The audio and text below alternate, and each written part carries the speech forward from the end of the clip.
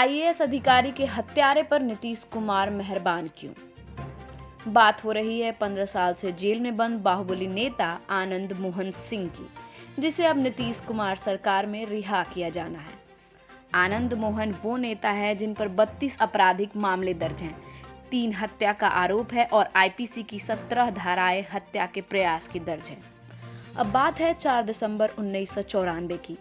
आनंद मोहन सिंह के साथी गैंगस्टर छुट्टन शुक्ला की हत्या कर दी गई थी। शुक्ला की अंतिम यात्रा के दौरान भीड़ हिंसक हो गई और इस भीड़ में हाजीपुर से गोपालगंज लौट रहे 1985 बैच के आईएएस और गोपालगंज के तत्कालीन डीएम जी कृष्णैया के ऊपर पथराव शुरू कर दी और उन्हें गाड़ी से निकालकर गोली मार दी।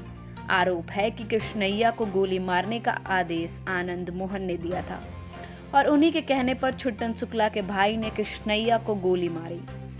इसी केस में आनंद मोहन को दोषी करार देते हुए कोर्ट ने आजाद भारत में किसी नेता को पहली बार सजाए मौत सुनाई।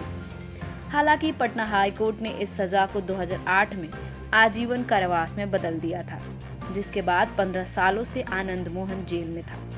पर अब आनंद मोहन के साथ 27 कैदियों की भी रिहाई होने वाली है।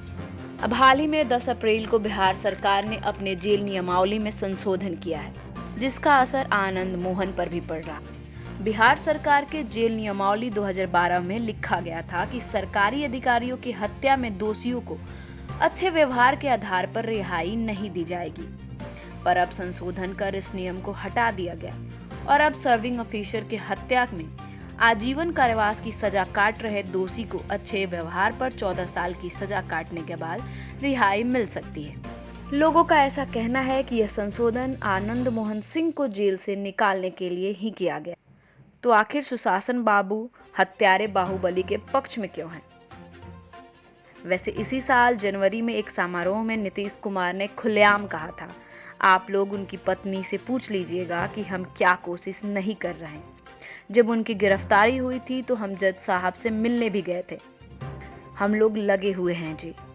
इस बात से साफ नजर आ रहा कि नीतीश कुमार कई महीनों से प्रयास में थे आनंद मोहन को रिहा कराने के लिए, और इसके पीछे की राजनीतिक मंशा भी साफ है। आनंद मोहन के जरिए राजपूत वोटों का समर्थन हासिल करने की रणनीति है। फिर जेल जाना है, लौट के आएंगे, रिहाई पर जब ठप्पा लग जाएगा, शादी विवाह से निवृत्त हो जाएंगे तो फिर लोगों को बुलाएंगे, आपको भी बुलाएंगे, जो कुछ फैसला होगा। आपका राजनीतिक सफर जिंदा रहेगा। अब मर तो नहीं गया, जेल में भी रहने के बाद मरा तो नहीं है, वो तो आप समझ रहे होंगे। हाँ, मरे हुए लोगों को क्यों लोग पूछेगा।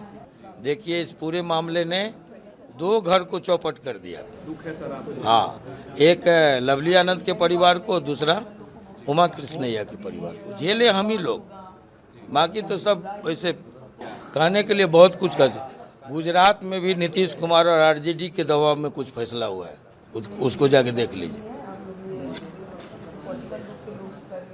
माला पहना के कुछ लोग छोड़े गए हैं, वो आरजेडी और नीतीश कुमार के दबाव में।